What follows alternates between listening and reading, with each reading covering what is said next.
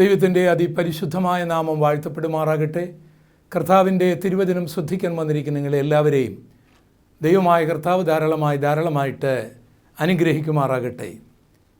ഇന്ന് നമ്മൾ സുവിശേഷങ്ങളെക്കുറിച്ചാണ് ചിന്തിക്കുവാനായി പോകുന്നത്. വിശുദ്ധ വേദപുസ്തകത്തിൽ മത്തായി, മർക്കോസ്, ലൂക്കോസ്, യോഹന്നാൻ എന്ന പേരിൽ 4 സുവിശേഷങ്ങൾ നമുക്ക് വായിക്കുവാനായിട്ട് കഴിയും. എന്നാൽ യേശുവിൻ്റെ സുവിശേഷം, അതിൻ്റെ വിശദീകരണങ്ങളാണ് ഈ 4 എഴുത്തുകാരും രേഖപ്പെടുത്തിയിരിക്കുന്നത്. ഒരു സുവിശേഷത്തിൻ്റെ 4 ഭാഗങ്ങളാണ്. എന്നാൽ പ്രസംഗിക്കപ്പെടേണ്ട 3 സുവിശേഷങ്ങളെക്കുറിച്ച് ബൈബിളിൽ രേഖപ്പെടുത്തിയിട്ടുണ്ട്. ഒന്ന്, ദൈവരാജ്യത്തെക്കുറിച്ച്, സ്വർഗരാജ്യത്തെക്കുറിച്ചുള്ള സുവിശേഷമാണ്.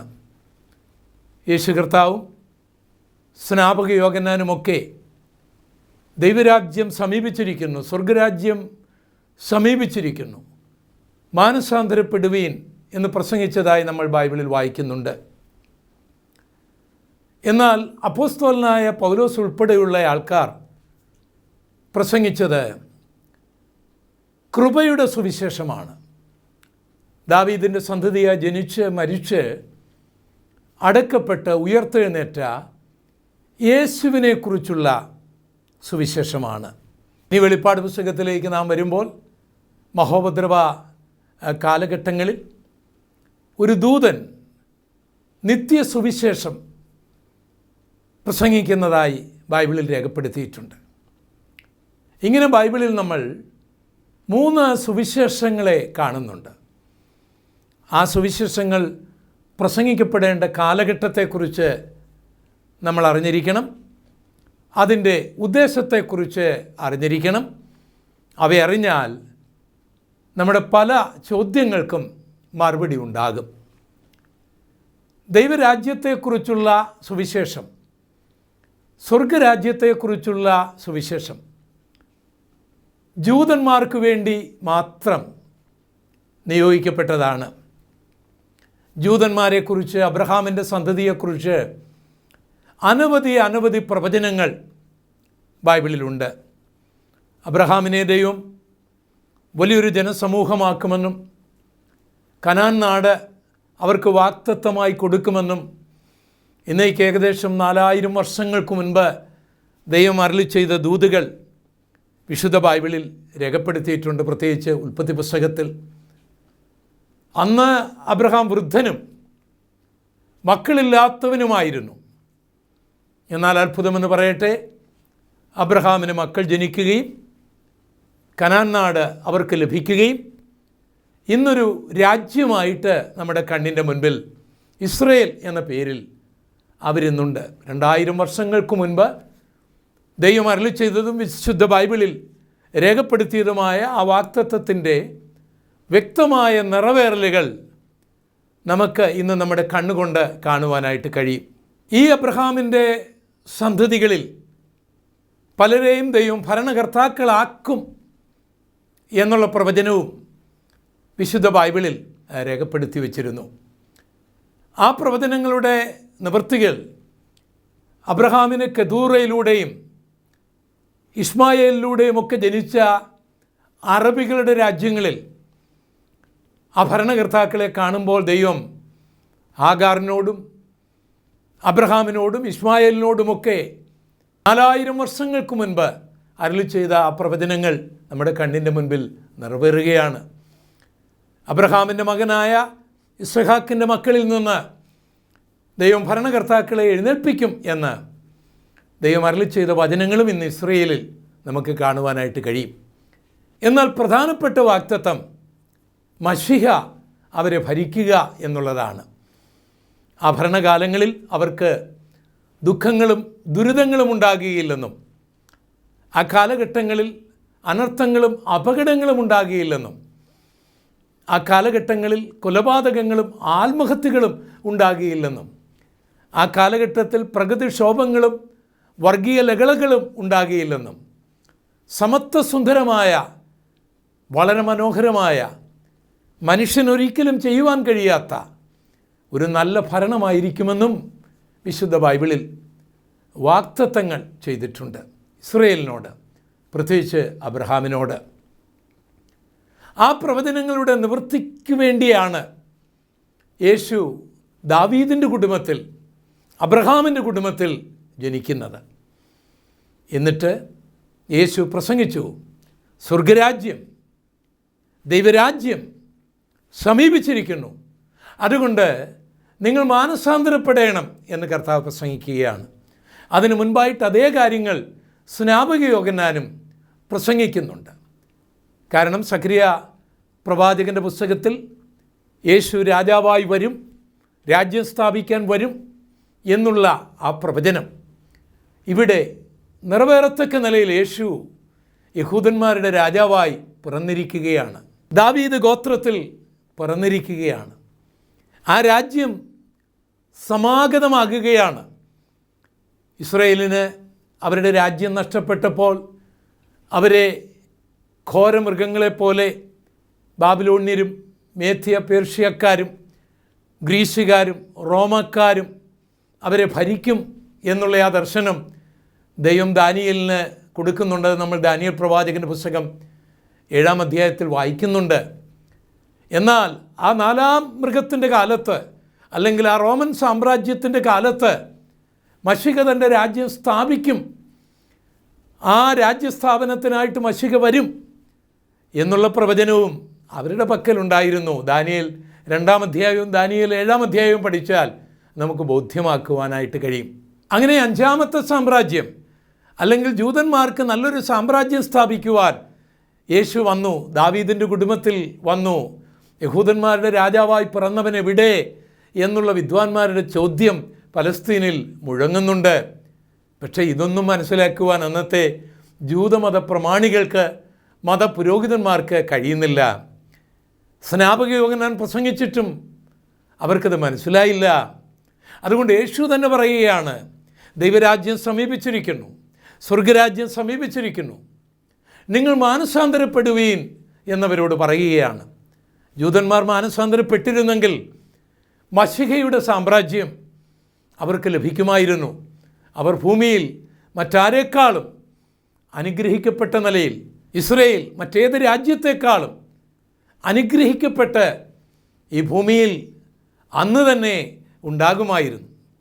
പക്ഷേ അവർ മാനസാന്തരപ്പെടുവാൻ തയ്യാറായില്ല. ഇത് സംബന്ധിച്ച് യേശു തന്നെ പറയുന്ന വാക്കുകൾ നമുക്ക് ശ്രദ്ധിക്കാം. മത്തായിയുടെ സുവിശേഷം 15-ാം അധ്യായത്തിൻ്റെ 24-ാം വാക്യം, അതിന് അവൻ ഇസ്രായേൽ ഗൃഹത്തിലെ കാണാതെ പോയ ആടുകളുടെ അടുക്കലേക്കല്ലാതെ എന്നെ അയച്ചിട്ടില്ല എന്ന് ഉത്തരം പറഞ്ഞു. യേശു ഒരു കനാന്യ സ്ത്രീയോട് പറയുന്ന വാക്കാണ്, ഞാൻ വന്നിരിക്കുന്നത് ഇസ്രായേലർക്ക് വേണ്ടിയാണ്, കാണാതെ പോയ ആടുകൾക്ക് വേണ്ടിയാണ്, അവർക്കൊരു രാജ്യം സ്ഥാപിക്കേണ്ടതിന് വേണ്ടിയാണ്. അവരോടുള്ള ദൗത്യമാണ് എൻ്റെ ഇപ്പോഴുള്ള ദൗത്യം. അതുകൊണ്ട് ദൈവരാജ്യം സമീപിച്ചിരിക്കുന്നു, നിങ്ങൾ മാനസാന്തരപ്പെടുവീൻ. ഈ വചനം വായിച്ചുകൊണ്ട് ചിലർ പറയാറുണ്ട്, യേശു യഹൂദന്മാർക്കുള്ള ആളാണ്, ലോകത്തിലുള്ള എല്ലാവർക്കുമുള്ള ആളല്ല എന്ന് പറയാറുണ്ട്. വേദപുസ്തകത്തിൻ്റെ അർത്ഥം ഗ്രഹിക്കാത്ത അങ്ങനെയുള്ളവരെ കണ്ട് ഞാൻ സഹതപിക്കുകയാണ്. ഇവിടെ കർത്താവ് തൻ്റെ രാജ്യസ്ഥാപനത്തോടുള്ള ബന്ധത്തിൽ, യഹൂദന്മാരുടെ രാജ്യസ്ഥാപനത്തോടുള്ള ബന്ധത്തിൽ പ്രവാചകന്മാർ പ്രവചിച്ചതിൻ്റെ പ്രവചന നിവൃത്തികൾക്ക് അനുസൃതമായിട്ട് അവരുടെ രാജാവായിട്ട് പിറക്കുകയും അവരുടെ രാജ്യം സമീപിച്ചിരിക്കുന്നുവെന്ന് പ്രസംഗിക്കുകയും ചെയ്യുകയാണ്. ഈ സന്ദർഭത്തിൽ തൻ്റെ ദൗത്യം അവരുടെ ഇടയിൽ മാത്രമാണ്. മാത്രമല്ല, യേശു തൻ്റെ ശിഷ്യന്മാരെ ആദ്യം അയക്കുമ്പോഴും നിങ്ങൾ ജാതികളുടെ പട്ടണത്തിൽ പോകരുതെന്നും ശമരിയിൽ കടക്കരുതെന്നും ഇസ്രായേല്യരോട് നിങ്ങൾ ഈ സുവിശേഷം പറയണമെന്നും യേശു പറയുന്നുണ്ട്. പക്ഷേ ഓർക്കണം, അത് ഇന്ന് പ്രസംഗിക്കുന്ന സുവിശേഷമല്ല, അത് രാജ്യത്തിൻ്റെ സുവിശേഷമാണ്, അത് യഹൂദന്മാരുടെ രാജ്യത്തിൻ്റെ സുവിശേഷമാണ്, അത് യഹൂദന്മാരോടാണ് പറയേണ്ടത് എന്നുള്ള ബോധ്യത്തിൽ വേണം യേശുവിൻ്റെ ഈ പ്രഖ്യാപനം വായിക്കുവാനായിട്ട് ആ വചനവും കൂടെ ഞാനത് വായിച്ച് കേൾപ്പിക്കാം. മത്തായിയുടെ സുവിശേഷം 10-ാം അധ്യായത്തിൻ്റെ 5 മുതലുള്ള വാക്യങ്ങൾ. ഈ 12 പേരെയും യേശു അയക്കുമ്പോൾ അവരോട് ആജ്ഞാപിച്ചതെന്തെന്നാൽ, ജാതികളുടെ അടുക്കൽ പോകാതെയും ശമര്യരുടെ പട്ടണത്തിൽ കടക്കാതെയും ഇസ്രയേൽ ഗൃഹത്തിലെ കാണാതെ പോയ ആടുകളുടെ അടുക്കലേക്ക് നിങ്ങൾ ചെല്ലുവീൻ. നിങ്ങൾ പോകുമ്പോൾ സ്വർഗരാജ്യം സമീപിച്ചിരിക്കുന്നു എന്ന് ഘോഷിപ്പീൻ. രോഗികളെ സൗഖ്യമാക്കുവീൻ, മരിച്ചവരെ ഉയർപ്പിപ്പീൻ, കുഷ്ഠരോഗികളെ ശുദ്ധരാക്കുവീൻ, ഭൂതങ്ങളെ പുറത്താക്കുവീൻ. സൗജന്യമായി നിങ്ങൾക്ക് ലഭിച്ചു, സൗജന്യമായി കൊടുപ്പീൻ. മടിശീലയും പൊന്നും വെള്ളിയും ചെമ്പും വഴിക്ക് പൊക്കണവും 2 ഉടുപ്പും ചെരുപ്പും വടിയും അരുത്. വേലക്കാരൻ തൻ്റെ ആഹാരത്തിന് യോഗ്യനല്ലോ. ഈ വചനം വായിച്ചുകൊണ്ട് ചിലർ പറയാറുണ്ട്, സുവിശേഷകർക്ക് 2 ഉടുപ്പ് ശരിയാണോ, സമ്പാദ്യം ശരിയാണോ? ഈ വചനം വായിച്ചുകൊണ്ട് അവർ വ്യാഖ്യാനിക്കാറുണ്ട്. എന്നാൽ ഓർക്കുക, ഇത് ഇസ്രായേലിനോടുള്ള അവരുടെ രാജ്യത്തെക്കുറിച്ച്, അവരുടെ രാജ്യം വരുവാൻ പോകുന്നതിനെക്കുറിച്ച് പറയുവാനായിട്ട് ജൂതന്മാരിൽ നിന്നും ഈ കൃപയിലേക്ക് വന്ന അപ്പോസ്തോലന്മാരെ തന്നെ കർത്താവ് അയക്കുകയാണ്. അവിടെയും പ്രസംഗം ഇതാണ്: മാനസാന്തരപ്പെടണം. അവിടെ ജ്ഞാനപ്പെടുവാനോ അഭിഷേകം പ്രാപിക്കാനോ അല്ലെങ്കിൽ രക്ഷയെക്കുറിച്ചോ ഒന്നും ഇവിടെ പ്രതിപാദ്യ വിഷയമല്ല. അക്ഷരാർത്ഥത്തിൽ വരുവാൻ പോകുന്ന ആ സഹസ്രാബ്ദ ഭരണത്തെക്കുറിച്ച് പ്രസംഗിക്കുക, അതിനുവേണ്ടി ജനങ്ങളെ ഒരുക്കിയെടുക്കുക. അതിനുവേണ്ടി പോകുമ്പോൾ അവർ 2 ഉടുപ്പ് കരുതേണ്ടതില്ല, 2 ചെരുപ്പ് കരുതേണ്ടതില്ല, പണം കരുതേണ്ടതില്ല. അവരെ സഹായിക്കാനും അവരെ സ്വീകരിക്കാനും ജൂതന്മാർ അവിടെ ഉണ്ട്. രാജ്യത്തെ പ്രതീക്ഷിച്ചിരിക്കുന്നവർ അവിടെ തന്നെയുണ്ട് എന്ന് വ്യക്തമായി കർത്താവ് പറഞ്ഞതുകൊണ്ടാണ് ഈ ഉപദേശം കൊടുക്കുന്നത്. ഇത് ഇന്നത്തെ സുവിശേഷമല്ല, ഇന്നത്തെ സുവിശേഷകരോടുള്ള വചനങ്ങളുമല്ല എന്ന് നിങ്ങൾ അറിഞ്ഞിരിക്കണം. ഇത്രയൊക്കെ അവർ പ്രസംഗിച്ചിട്ടും, യേശു പ്രസംഗിച്ചിട്ടും ജൂതന്മാർ മാനസാന്തരപ്പെടാൻ തയ്യാറായില്ല. അവരുടെ രാജാവിനെ ക്രൂശിക്കുവാനായിട്ട് അന്നത്തെ ഗവർണർ പിലാത്തോസിനെ അവർ പ്രേരിപ്പിക്കുകയാണ് ചെയ്തത്. പിലാത്തോസ് ചോദിക്കുന്നുണ്ട്, നിങ്ങളുടെ രാജാവിനെ ഞാൻ ക്രൂശിക്കണമോ എന്ന് ചോദിക്കുന്നുണ്ട് അവരോട്. പക്ഷേ അവർ പറയുന്നുണ്ട്, ഞങ്ങളുടെ രാജാവ് ഈ യേശുവല്ല, ഞങ്ങളുടെ രാജാവ് റോമൻ ചക്രവർത്തിയാണ് എന്ന് പറഞ്ഞ് യേശുവിനെ തള്ളിപ്പറയുന്നുണ്ട്. അവർ മാനസാന്തരപ്പെട്ടില്ല. അതുകൊണ്ട് എന്ത് സംഭവിച്ചു? കയ്യെത്താവുന്ന ദൂരത്തിൽ മശീഹയുടെ രാജ്യം അവരുടെ സമീപത്ത് വന്ന് നിന്നപ്പോൾ അവർ മാനസാന്തരപ്പെടാതിരുന്നത് കൊണ്ട് ആ രാജ്യം അവർക്ക് നഷ്ടപ്പെട്ടു പോകുകയാണ് ഉണ്ടായത്. കഴിഞ്ഞ 2000 വർഷമായിട്ട് ആ രാജ്യം, ആ മശീഹയുടെ രാജ്യം അവർക്ക് ലഭിച്ചില്ല. അതുകൊണ്ട് ഇവിടെ ഒരു ആത്മീക രാജ്യം കർത്താവ് ഇവിടെ ഉണ്ടാക്കി. ദൈവരാജ്യം ഭക്ഷണവും പാനീയവുമല്ല, അത് നീതിയാണ്, അത് സമാധാനമാണ്. അങ്ങനൊരു രാജ്യം ഇപ്പോൾ ഇവിടെയുണ്ട്. ആ രാജ്യത്തിൻ്റെ ആയുധങ്ങൾ ക്ഷമയാണ്, സ്നേഹമാണ്, ഒരു ചവിട്ട് തടിച്ചാൽ മറുചവിട് കാണിച്ചു കൊടുക്കുന്നതാണ്. ആ രാജ്യത്തിൻ്റെ നിയമം കരുണയാണ്, വിശുദ്ധിയാണ്, അതിൻ്റെ ശക്തി പരിശുദ്ധാത്മാവാണ്, അതിൻ്റെ നിയമങ്ങൾ നീതിയിൽ അധിഷ്ഠിതമാണ്. ആ രാജ്യം ഇന്ന് ഈ ഭൂമിയിൽ ഉണ്ട്. കർത്താവിൻ്റെ രാജ്യം അത് ആത്മീക രാജ്യമാണ്.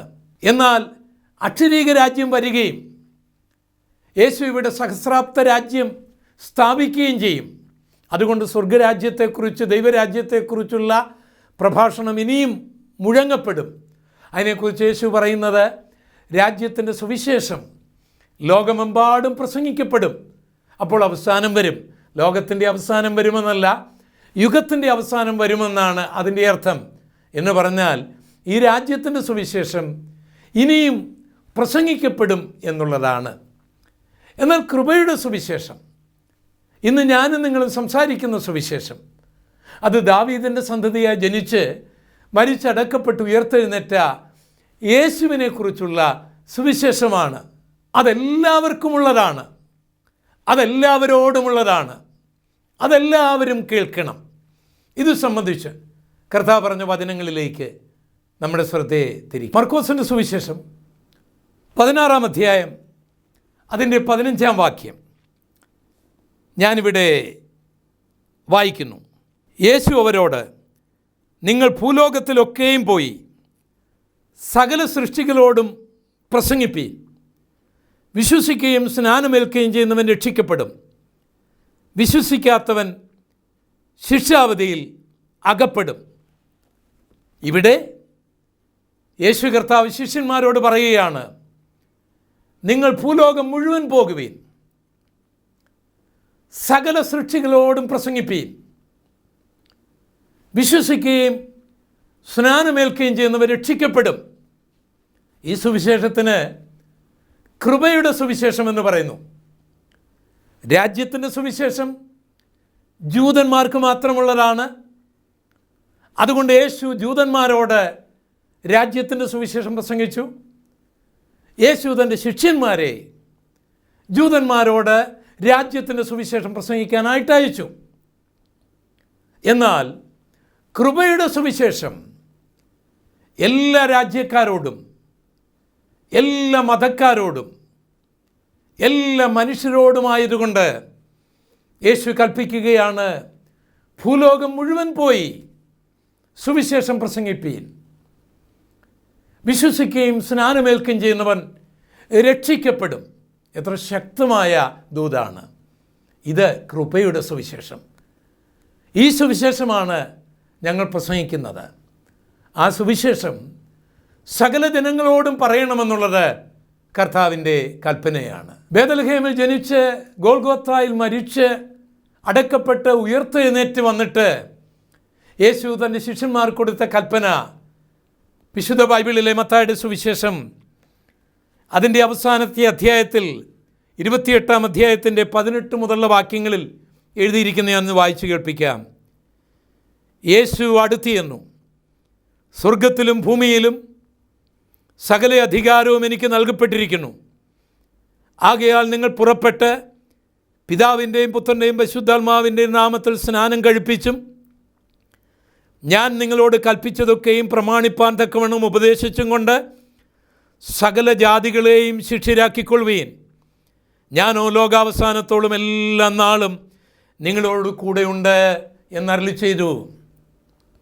യെരുശലേമിൽ മാത്രമല്ല, യഹൂദയിൽ മാത്രമല്ല, ശമരിയിലും ഭൂമിയുടെ അറ്റത്തോളം നിങ്ങൾ പോകണം. ഞാൻ പഠിപ്പിച്ചതൊക്കെ അവരെ പഠിപ്പിക്കണം.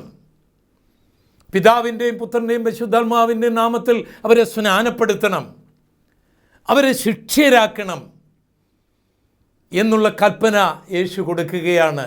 ഞാൻ കാണാതെ പോയ ആടുകളുടെ ഇടയിലേക്ക്, ഇസ്രായേല്യരുടെ ഇടയിലേക്ക് വന്നവനാണ് എന്ന് പ്രഖ്യാപിച്ചവനായ കർത്താവ് അവരുടെ ഇടയിൽ മാത്രം പോയി സുവിശേഷം പറയാൻ ശിഷ്യന്മാരോട് കൽപ്പിച്ച കർത്താവ് കൃപയുടെ സുവിശേഷത്തിൻ്റെ കാലഘട്ടത്തിലേക്ക് വന്നപ്പോൾ ഇത് യെരുശലേമിൽ മാത്രമല്ല, യഹൂദയിൽ മാത്രമല്ല, ശമരിയിൽ മാത്രമല്ല, ഭൂമിയുടെ അറ്റത്തോളം സകല ജാതികളും ഈ സുവിശേഷം കേൾക്കണമെന്നും സകല ജാതികളെയും ശിഷ്യരാക്കുവാൻ കർത്താവ് കൽപ്പന കൊടുക്കുന്നത് നമുക്ക് വായിക്കുവാൻ കഴിയും. പ്രിയപ്പെട്ടവരെ, ഞാൻ ആദ്യം ഓർമ്മിപ്പിച്ചതുപോലെ പ്രധാനപ്പെട്ട 3 സുവിശേഷങ്ങളുണ്ട്. രാജ്യത്തിൻ്റെ സുവിശേഷം, കൃപയുടെ സുവിശേഷം, നിത്യസുവിശേഷം. ഈ സുവിശേഷത്തിന് നിയമങ്ങളുണ്ട്. ആരോട് പറയണമെന്നുണ്ട്, എപ്പോൾ പറയണമെന്നുണ്ട്, എങ്ങനെ പറയണമെന്നുണ്ട്, എന്തിനു പറയണമെന്നുണ്ട്. ഇതിൻ്റെ ആഴങ്ങൾ മനസ്സിലാക്കിയെങ്കിൽ മാത്രമേ ഞാനും നിങ്ങളും ശ്വസിക്കുന്ന വായുവും, ഞാനും നിങ്ങളും നിൽക്കുന്ന ഭൂമിയും, ഞാനും നിങ്ങളും കാണുന്ന ഈ താരാപഥങ്ങളെയും സൃഷ്ടിച്ച് നമുക്ക് വേണ്ടി ജനിച്ച്, നമുക്ക് വേണ്ടി മരിച്ച്, നമുക്ക് വേണ്ടി ഉയർത്തെഴുന്നേറ്റ യേശുവിൻ്റെ സുവിശേഷം നമുക്കെല്ലാവർക്കുമുള്ളതാണ്. ആ സുവിശേഷത്തിൻ്റെ പേര് കൃപയുടെ സുവിശേഷം എന്നാകുന്നു എന്ന് നമുക്ക് ബോധ്യമാകും. ഈ സുവിശേഷം പ്രസംഗിക്കപ്പെടേണ്ടതാണ്. ഇത് നിരോധിക്കപ്പെടേണ്ടതല്ല. കാരണം ഈ സുവിശേഷം ഒരു രാജ്യത്തിനും ദോഷമല്ല. ഈ സുവിശേഷം ഒരു മനുഷ്യനും ദോഷമല്ല. ഈ സുവിശേഷം സമസ്ത സമസ്ത ജീവജാലങ്ങൾക്കും അനുഗ്രഹത്തിന് കാരണമാകും. ഇത് മദ്യപാനിയെ മാനസാന്തരത്തിലേക്ക് നയിച്ച് മദ്യ വിമുക്തനാക്കും. ഇത് കൊലപാതകനെ മാനസാന്തരത്തിലേക്ക് നയിച്ച് നല്ല ഒരു മനുഷ്യനാക്കും. ഭാര്യയെ ഉപദ്രവിക്കുന്നവനെ മാനസാന്തരപ്പെടുത്തി ഭാര്യയെ സ്നേഹിക്കുന്നവനാക്കും. രാജ്യത്തിന് ദ്രോഹം ചെയ്യുന്നവനെ മാനസാന്തരപ്പെടുത്തി രാജ്യത്തിന് നന്മ ചെയ്യുന്നതാക്കും. ഗവൺമെൻറ്റിനും കോടതിക്കും പോലീസുകാർക്കുമെല്ലാം ഈ സുവിശേഷം ജീവിതങ്ങളിൽ മാറ്റം വരുത്തുമ്പോൾ സഹായമായി മാറും. ഇത് നിരോധിക്കേണ്ടതല്ല, ഇതിനെതിരായി വരുന്ന നിയമങ്ങളെയാണ് വാസ്തവത്തിൽ നിരോധിക്കേണ്ടത്. ഇതൊരു മതപ്രഭാഷണമല്ല, ഇത് സൃഷ്ടിതാവിൻ്റെ മനുഷ്യരോടുള്ള ദൈവത്തിൻ്റെ സന്ദേശമാണ്. ഇത് മനുഷ്യൻ്റെ ശരീരത്തിനും ഇത് മനുഷ്യൻ്റെ ജീവനും അവൻ്റെ മനസ്സിനും അവൻ്റെ ആത്മാവിനും അവനൊരു കുടുംബമുണ്ടെങ്കിൽ കുടുംബത്തിനും മാതാപിതാക്കളുണ്ടെങ്കിൽ മാതാപിതാക്കൾക്കുമൊക്കെ സമാധാനവും സന്തോഷവും വരുത്തുന്നതാണ്. മാത്രമല്ല, മരണത്തിൻ്റെ തണുത്ത കരം അവനെ പിടിക്കുമ്പോൾ അവൻ്റെ ആത്മാവിന് സ്വർഗത്തിലേക്ക് പോകുവാൻ കഴിയുന്നതാണ്. അപ്പോൾ ഈ ഭൂമിയിൽ തന്നെ അവൻ അനുഗ്രഹത്തിന് കാരണമായി തീരും. എത്രയോ കൊലപാതകന്മാർ, എത്രയോ മദ്യപാനികൾ, എത്രയോ രാജ്യദ്രോഹികൾ, എത്രയോ കുടുംബ കലഹങ്ങൾ ഉണ്ടാക്കുന്നവർ മാനസാന്തരപ്പെട്ട് ഇന്ന് ഈ ഭൂമിയിൽ ഭാര്യയ്ക്ക് നല്ലൊരു ഭർത്താവായി, മക്കൾക്ക് നല്ലൊരു പിതാവായി, മാതാപിതാക്കൾക്ക് നല്ലൊരു മക്കളായി, രാജ്യത്തിന് നല്ല പൗരന്മാരായി, അയൽവാസികൾക്ക് നല്ല അയൽവാസികളായി, മറ്റുള്ളവരെ സഹായിച്ചു കൊണ്ട് നിൽക്കുന്ന ജനലക്ഷങ്ങളെ ഇന്ന് നമുക്ക് ഈ ലോകത്തിൽ കാണുവാനായിട്ട് കഴിയും. സുവിശേഷം വരുത്തുന്ന വിപ്ലവാത്മകമായ രൂപാന്തരം. കാരണം ഇതൊരു മനുഷ്യൻ്റേതല്ല, ഇതൊരു മതത്തിൻ്റേതല്ല, ഇത് മറ്റാരുടെയുമല്ല, ഇത് സർവശക്തനായ ദൈവത്തിൻ്റേതാണ്. ഈ സുവിശേഷം ഏതെങ്കിലും ഒരു രാജ്യത്തെ അട്ടിമറിക്കാനുള്ളതല്ല. ഈ സുവിശേഷം ഏതെങ്കിലും ഒരു മതത്തെ നിന്ദിക്കാനുള്ളതല്ല. ഈ സുവിശേഷത്തിലേക്ക് ആരെയും പ്രലോഭിപ്പിച്ചോ പീഡിപ്പിച്ചോ കൊണ്ടുവരേണ്ട ആവശ്യമില്ല. ഇവിടെ ആരെയും പീഡിപ്പിച്ചും പ്രലോഭിപ്പിച്ചും നിർത്തേണ്ട ആവശ്യവുമില്ല. ഈ സുവിശേഷം യേശുവാണ്. ആർക്കും ദോഷം ചെയ്യാത്ത നന്മ മാത്രം പറയുന്ന യേശുവാണ് ഈ സുവിശേഷം.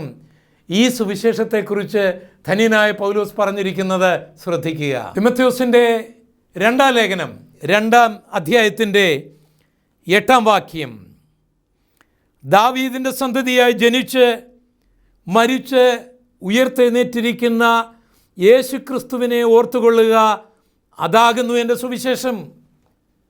സുവിശേഷകന്മാർ ഇതറിഞ്ഞിരിക്കണം. സുവിശേഷം പറയുന്നു എന്ന പേരിൽ ഏതെങ്കിലും മതത്തെയോ ഏതെങ്കിലും രാഷ്ട്രീയ പാർട്ടികളെയോ ഏതെങ്കിലും രാജ്യത്തെയോ വിമർശിച്ചിട്ട് ഉപദ്രവങ്ങൾ നേരിട്ടാൽ അത് സുവിശേഷത്തിൻ്റെ പേരിലാണെന്ന് കൊട്ടിഘോഷിക്കാൻ പാടില്ല. സുവിശേഷം ദാവീദിൻ്റെ സന്തതിയായി ജനിച്ച് മരിച്ച് അടക്കപ്പെട്ട യേശുവിനെക്കുറിച്ചുള്ള വിവരണമാണ്. അത് സർവ്വലോകത്തിലും പറയണം, അത് സകല ജാതികളോടും പറയണം. അങ്ങനെ പറയുമ്പോൾ ഉണ്ടാകുന്ന ഉപദ്രവങ്ങൾ പ്രതിഫലങ്ങളെ വർദ്ധിപ്പിക്കും, ദൈവം അത്ഭുതങ്ങളെ സൃഷ്ടിക്കുവാൻ കാരണമാകും. സുവിശേഷത്തിൻ്റെ പേരിൽ അതും ഇതും വിളിച്ചു പറയുവാൻ എനിക്ക് നിങ്ങൾക്കും ഇടയാകാതിരിക്കട്ടെ. ഈ സുവിശേഷം ധൈര്യത്തോടും ലജ്ജ കൂടാതെയും സർവ്വസൃഷ്ടികളോടും പറയേണ്ടതാണ്. കാരണം ഇത് കേൾക്കുന്നവർക്ക് അനുഗ്രഹമുണ്ടാക്കുന്നു, രക്ഷയിലേക്ക് അവരെ നയിക്കുന്നു, ദൈവശക്തിയിൽ അവരെ നിറയ്ക്കുന്നു. ഇത് സംബന്ധിച്ച് ധന്യനായ പൗലോസ് ശ്ലീഹ പറയുന്നത് ശ്രദ്ധിക്കുക. റോമർക്ക് എഴുതിയ ലേഖനം 1-ാം അധ്യായത്തിൻ്റെ 16-ാം വാക്യം, സുവിശേഷത്തെക്കുറിച്ച് എനിക്ക് ലജ്ജയില്ല. കാരണം യേശുവിനെക്കുറിച്ച് പറയുന്നതിന് എന്തിനാണ് ലജ്ജിക്കേണ്ടത്? യേശു കൊലപാതകം ചെയ്തിട്ടില്ല, കൊല്ലുവാൻ ഉപദേശിച്ചിട്ടില്ല, ആർക്കും ഒരു ദോഷവും ചെയ്തിട്ടില്ല. അഭിമാനത്തോട് പറയുവാൻ കൊള്ളാവുന്ന ഒരു വ്യക്തിത്വമാണ് യേശുവിൻ്റേത്. അതുകൊണ്ട് പൗലോസ് പറയുകയാണ്, സുവിശേഷത്തെക്കുറിച്ച് എനിക്ക് ലജ്ജയില്ല. വിശ്വസിക്കുന്ന ഏവനും, ആദ്യം യഹൂദനും പിന്നെ യവനനും, അത് രക്ഷയ്ക്കായി ദൈവശക്തിയാകുന്നുവല്ലോ. കാരണം ഈ സുവിശേഷം ഒരുവൻ വിശ്വസിച്ചാൽ അവൻ്റെ പാപം മോചിക്കപ്പെടുവാനുള്ള മാർഗമാണ് അവൻ കേൾക്കുന്നത്. അവൻ്റെ ശാപം മോചിക്കപ്പെടുവാനുള്ള മാർഗമാണ് അവൻ കേൾക്കുന്നത്. നരകത്തിൽ നിന്ന് രക്ഷപ്പെടുവാനുള്ള മാർഗമാണ് അവൻ കേൾക്കുന്നത്.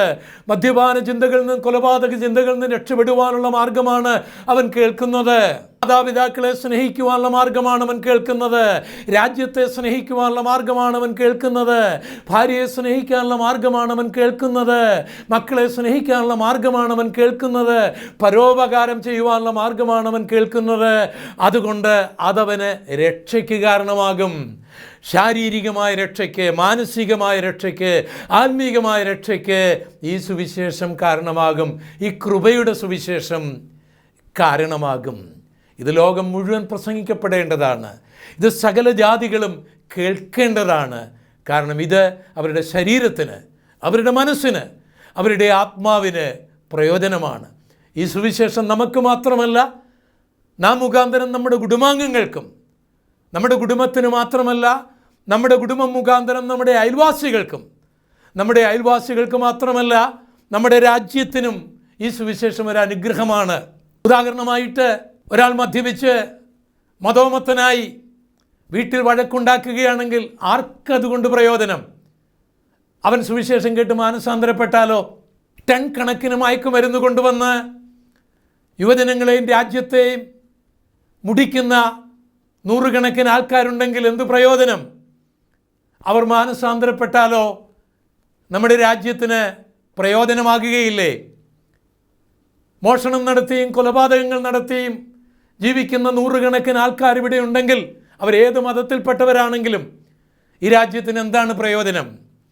അവർ സുവിശേഷം കേട്ട് മാനസാന്തരപ്പെട്ട് നല്ല മനുഷ്യരായി തീർന്നാൽ അവർക്ക് നല്ലതല്ലേ? അവരുടെ കുടുംബത്തിന് നല്ലതല്ലേ? രാജ്യത്തിന് നല്ലതല്ലേ?